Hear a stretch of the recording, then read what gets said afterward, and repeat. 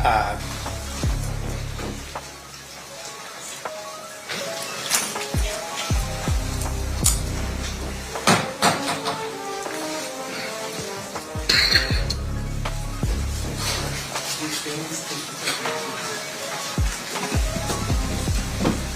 do solemnly swear the testimony you're about to give in this section shall be the truth, the whole truth, and nothing but the truth, so help you God?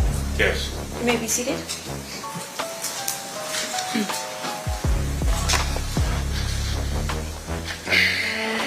May I please have you state and spell your first and last name for the record? James McDonald. JAMES-MCDONALD. Thank you, Mr. McDonald. Mr. Paul, whenever you're ready. Thank you, Your Honor. Mr. McDonald, it's fair to say that you're here because of a court order. Is that right? Correct. That you didn't volunteer to come or anything like that? Not at all. Okay. But you were instructed by a court that you had to attend. Yes. I want to ask you about September 7th, 1996. Were you at Club 662? Yes. What was Club 662? It was a club that Suge bought, and we operated it. When he opened, I was head of security through the neighborhood. Just a place to go and hang out. Do the number 662 mean anything? Well, to the new guys, that was part of our neighborhood, 662, Okay. MOB. Okay, MOB. And when you say MOB, there used to be, before Apple iPhones and those types of things, when you had to have landlines and you pressed numbers, 662, there would be letters under those numbers, and M and O would be under 6, is that right? Right. And B would be under 2? Yes. So 662 would be MOB. Yes. When you talk about Suge, are you talking about Suge Knight? Yes, sir. How do you know Suge? He lived in my neighborhood. And is that in Compton? Yes. When you were at Club 662, you said you were head of security. Yes. Was somebody by the name of Reggie Wright Jr. there with you? Not at that time. No? No. When was he with you? I got out of prison in 1988. Suge came and got me in 1988. Like 4 days from coming home. Started another company, Burn Hill Records, then Death Row Records came. As soon as Death Row was launched, Reggie came a few months after that. Okay, so we're talking about the start of Death Row Records. Reggie wasn't part of Death Row Records initially, but you were. Yes. And then Suge Knight, was he the boss of Death Row Records? Yes. Okay. Was Suge from the same neighborhood? From the mob? Yeah. I wouldn't say Suge was, he was guilty by association. Okay. He wasn't from the neighborhood. He lived in the neighborhood. We looked at him as somebody from the neighborhood. When he started Death Row and started to recruit us, then yes, he's from the hood. So I guess there's a difference between living on a certain street versus being from the hood. Yeah. And how would you describe that difference? I look at it, you have 3 different types of friends in the neighborhood. You got gang members, you got gang bangers, and you got men that just guilty by association from living in that area. And can you tell me what the difference between a gang member and a gang banger is? A gang member hangs out. A gang banger handles his business, put in work, do what the gang do. And what was your role with Death Row? I was the guy that if something happened, Suge would have you take care of that. Like Snoop Dogg trial, there was issues up there. I was sent up there to make sure those problems didn't happen again. And are those problems, and I'm not asking you to get into specifics, but are those problems meaning issues with other people who might be gangbanging or might be trying to threaten folks? That type of Correct. thing? Yes. And you are somebody that Suge relied on to be able to protect his roster of music artists and other things like that. Correct. And after you were asked to help out with Snoop, did Snoop have any other problems? No, he didn't have one issue at court. Now, I'm going to ask you, fast forward a little bit, to, were you familiar with the Southside Compton Crips? Yes. Would you say they were somebody you were in alliance with or a rivalry with? Right. And would sometimes those, that rivalry get violent? Anytime you're dealing with gangs, the gang life is going to be violent at any given time. Are you familiar with somebody by the name of, somebody that went by the name of Tupac Shakur? Yes. How are you familiar with Tupac? He was assigned to death row. And when he was signed with Death Row, was he also, would he also hang out with you guys? He hung with my brother now. Yeah. Not me. Who is your brother? Alton McDonald, Buntry Ave. Did he went by Buntry? Yeah. Now, during this time, is it fair to say that Mr. Shakur had an issue with rappers from the East Coast? I think Tupac inherited the beef between Suge Knight and Puck. Okay, that was your perspective of it then. That's all it was. Yeah. And we all fell,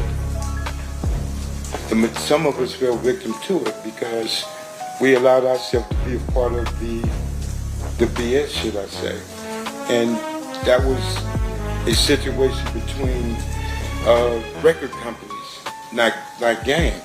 So technically it wasn't our business, but when you had 20 men just fresh out of prison and didn't have a way of getting the things they wanted, getting a paycheck from Suge, we did almost anything and everything to get that paycheck.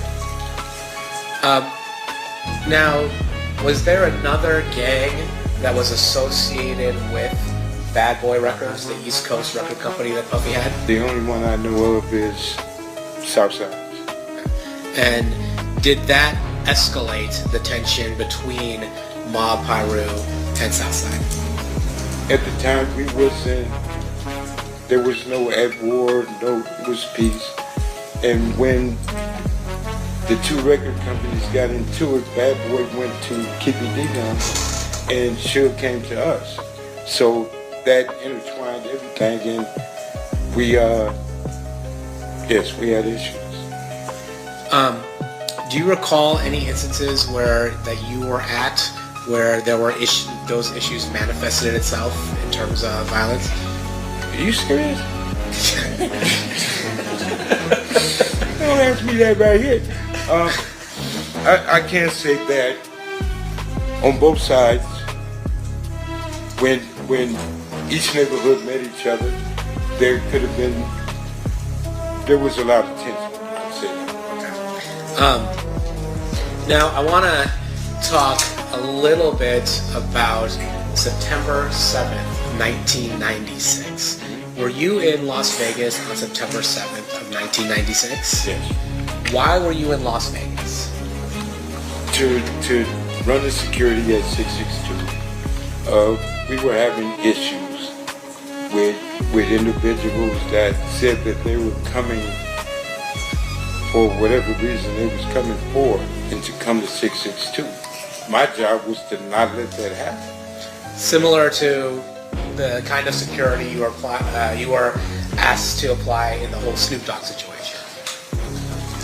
It didn't have nothing to do with Snoop Dogg. It was, everybody came, well, Suge and Buntry and them, his entourage, everybody went for the fight. My job and all of my people were there to make sure nothing funny happened at 662. So we were the fall guys. So if something happened, we was the one that's gonna go to jail for it. Prepared to do that. So nobody else was gonna come up there and disrupt it in that manner. But if anybody remember that night, there was so many Metro and everybody there. No, neither side could have did anything. So it was calm, it was peaceful.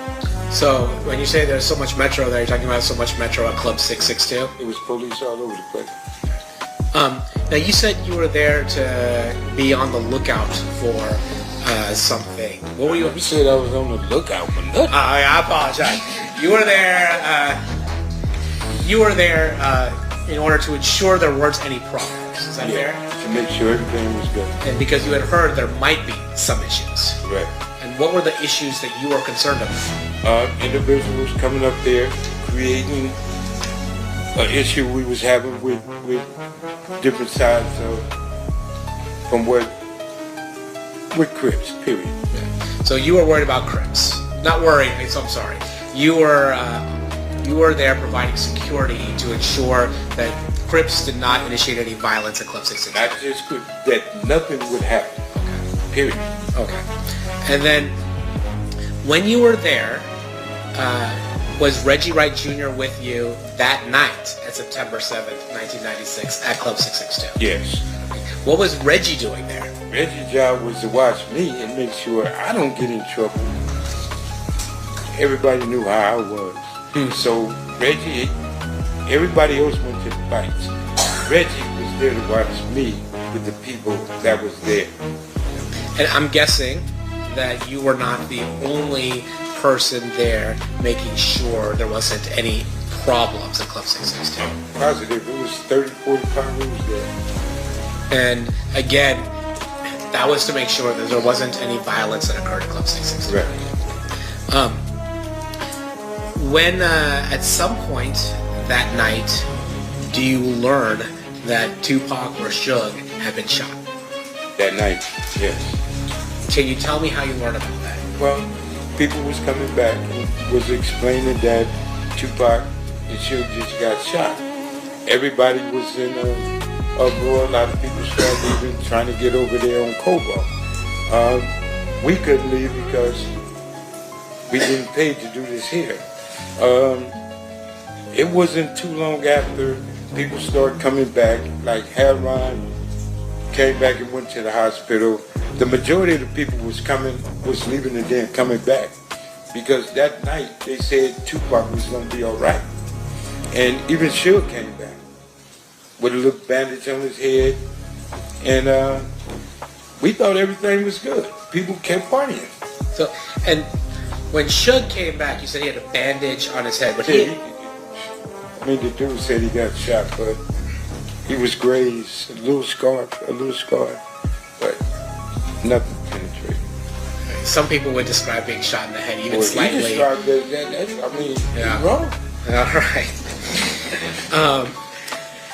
So when you find out, well, let me ask you this: was Reggie with you when you found out that Tupac and Suge were shot? Yes. And did it appear to you in any way that Reggie Wright Jr. was coordinating the murder of Tupac Shakur? Impossible. I mean, and I say this because you're aware that there have been some conspiracy theories that Reggie Wright Jr. is responsible for the murder of Tupac. And it's so not true. His father was implicated, and his father had something to do with it. Reggie Wright used to be a police officer. And here again, I've been knowing Reggie Wright over 50 years. His daddy, as a police officer, patrolling my neighborhood.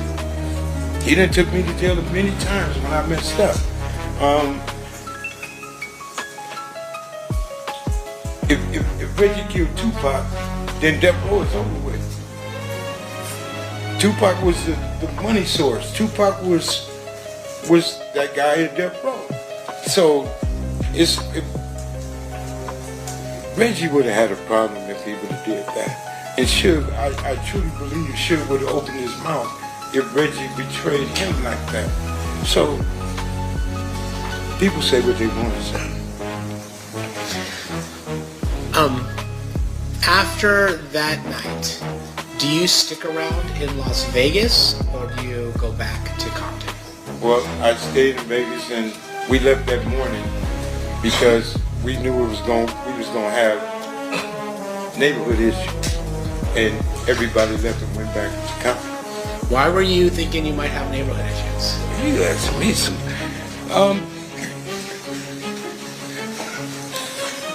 The issues that we was having was heated, and Compton was on fire at the time, and things were happening. And me personally, staying in Vegas wasn't working.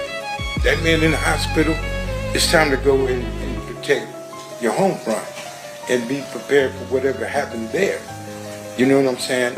Like the other side was being prepared and was prepared to do things because Orlando got beat up in there, and that's something you don't tolerate. So you was gonna get some repercussions from that and everything else that was going on. So living this life, you gotta be ready. If you not, you might as well just lay down. Now, you weren't there for the beating of Orlando Anderson at the MGM, were you? No, I was. Like we talked earlier, you were at 662. Yeah.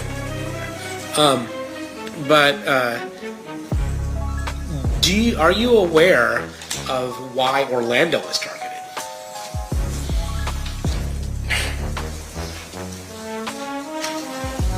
I'm aware of a lot of things. Things that was going on. People ain't talked about it in 30 years. Today ain't one of them. I don't mean to be funny, but here's the thing.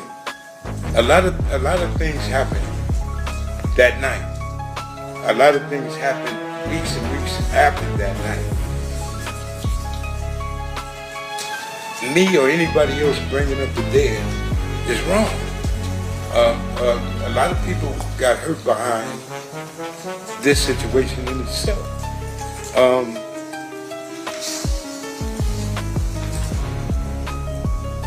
Living the life and how we lived in Compton is one thing.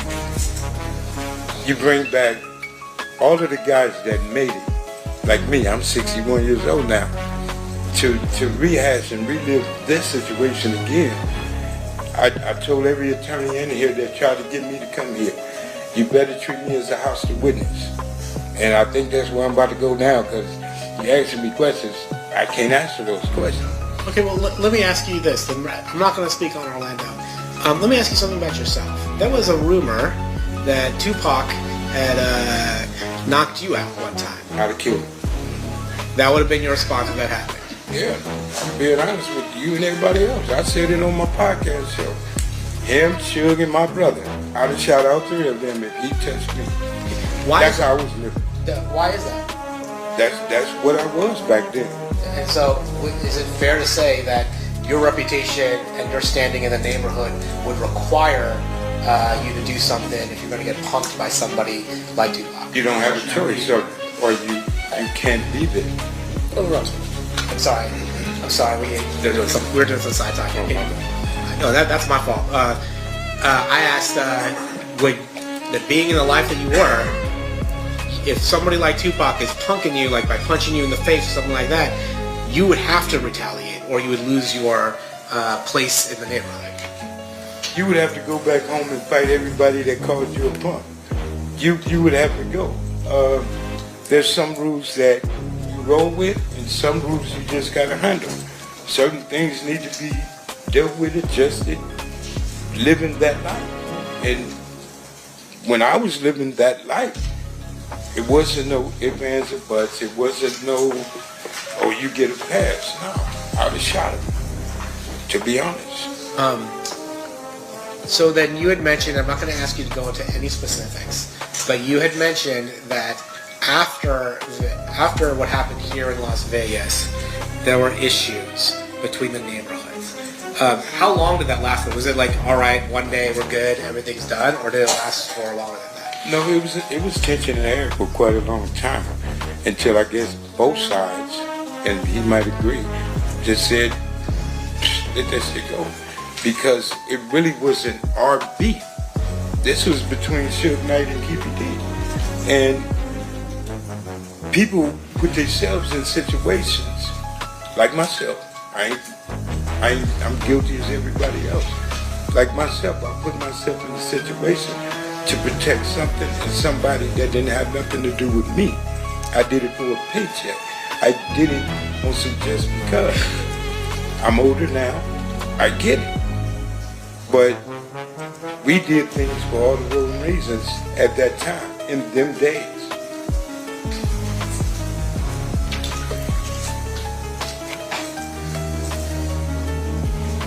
Of course it does.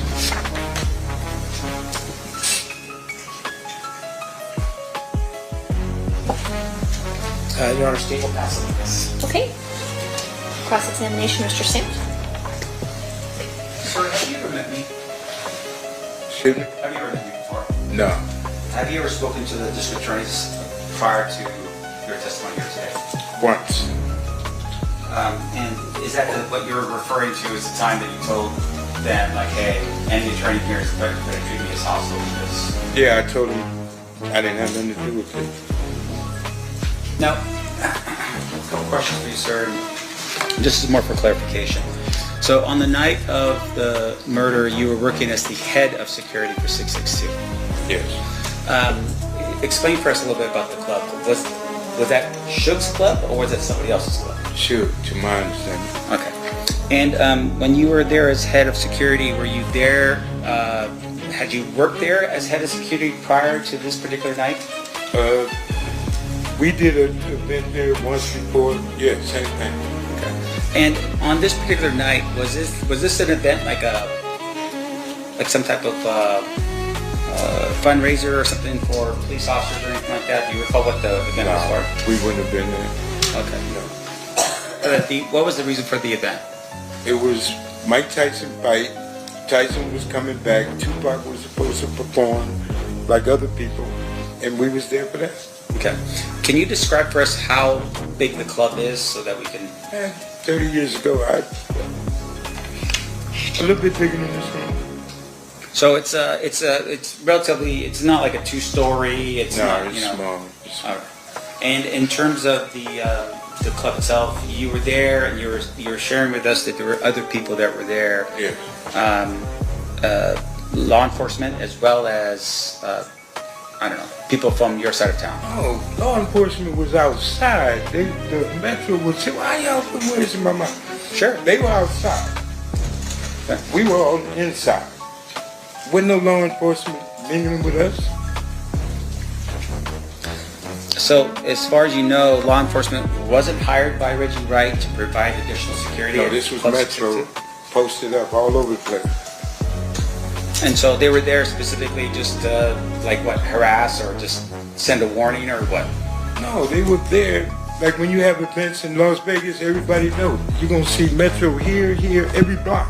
Yeah. They was posted up, which they do all the time. But you're telling me that as head of security, you do not know or you don't believe that Reggie Wright hired the Metro officers to come? I know for a fact he didn't hire the Metro police. Do you know how many people were on the payroll that night from your security team? Well, y'all do paperwork different than we did. Our paperwork was getting cash money. Our paperwork was what they call under the table. We had at least 30, 40 of my homeboys there. Reggie Wright Jr. and his security, his company, the people work for him, didn't have nothing to do with what Suge paid us for working. So that was two different entities, Reggie and Suge. The homies was there for the Suge night. Reggie Wright hired his company to watch over Suge night people. Right. So his security did like the right thing. My security did what they ain't gonna do. You get what I'm saying? I get it. The police gonna walk you out of there. We gonna drag you out of there. So it was a difference, but not on the same page. Sure. And once again, the intent was to protect 662, right? To protect the club, protect the patrons that were going to go there, that kind of thing. Yeah. Okay. Now, in terms of your knowledge of what happened on that night, fair to say you weren't present when the shots had rung out. No, I wasn't there. Okay. And your testimony is that you had heard from other people initially that, hey, Tupac had been shot. Yes. And you had thought maybe other people were maybe relieved, thinking like, okay, it's not that big of a deal. He's gonna be okay. That's what came back to 662. People that went to the scene, and everybody said Tupac was talking. So everybody came back to the club saying he's gonna be all right. So people just went back to, me. Right. Now, in terms of the that night, you go back to Compton. You live in Compton. Yes. You still live in Compton? No. At the time you live in Compton, you go back to Compton, and you tell us that there was a lot of tension. Can you describe that for us when you went back in terms of what kind of tension we're talking about? You sure you want me to answer that? Is it going to be graphic? No, I ain't gonna. I got to raise the word in it, but you asking me a question. I don't. And what I explained to them, I don't want to send him to prison. Sure. Even though we don't like each other. Sure. I don't want to send you to prison. So that's why I'm here where I'm at and where I am, because I've changed my life. I'm raising my grandkids, teaching them never to be like their papa. And here I am explaining to people what I used to be. And I'm not proud of that. I'm not proud of that at all. And you asking me questions that can hurt him. And like I told them, I'm trying to avoid to answer the questions that they might look at me and say, something is wrong. Well, let me put it this way. Let me help you out with this. Thank you. So these people right here, what they want to know from you is, did you see who shot Tupac? I told you no. Correct. So outside of that question, right, the next question I'm asking you is, when you went back to Compton, was it like a Southside crib that shoots a Pyro Blood, and then a Pyro Blood shoots a Southside crib? Is that the tension that we're talking about? Do I answer this? That's a straightforward question. It's a yes or no answer. Okay. Did you see that? When I was a part of that life, I was a part of that. And I was, no, because you asking something that's gonna hurt this dude. And okay, let me stop. And once again, I want to emphasize. When we got back to Compton, Okay. it was a gang war. People were getting hurt.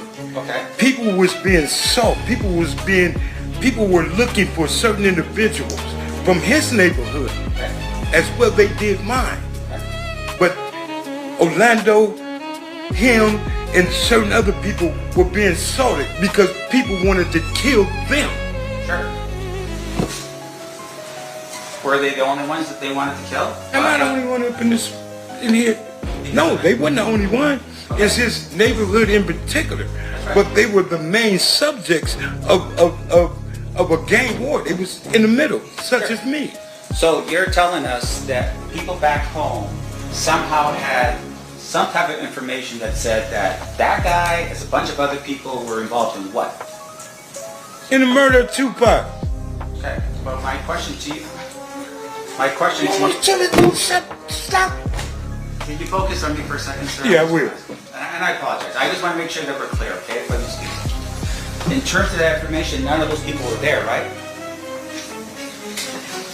And what people you be speaking on? The people that was already in the neighborhood, or the people that left Las Vegas that same night Tupac was shot to go home, bear their arms, and go to somebody else's neighborhood to look for somebody? They had to pay it back. So once again, my question to you is that the information that I'm asking about is the people that back home, you're saying were eyewitnesses to this? How could people back home be eyewitnesses to something that happened in Vegas? No, that's not what I'm saying. The people that were here in Las Vegas, this is my question, sir. The people that were here in Las Vegas, you're telling me, were eyewitnesses to what happened and went back home. Is that what you're telling me? I'm telling you, the people that was at 662. Just answer my question, sir. Yes or no? I can't answer that without a what you call it. You trying to tell me to say something that You're not gonna understand if you let me explain to you. No, answer my question. I'm not answering nothing. I don't know what you're talking about. Okay. Okay, Mr. McDonald, focus for a No, second. I am focused. Very Focus on this. My question to you is this. You didn't know what happened that night because you weren't there. I was at 662. Right. Do you know who was that was there? I know everybody that was there. Okay. Like who? Talk to your lawyer, man. This dude is tripping.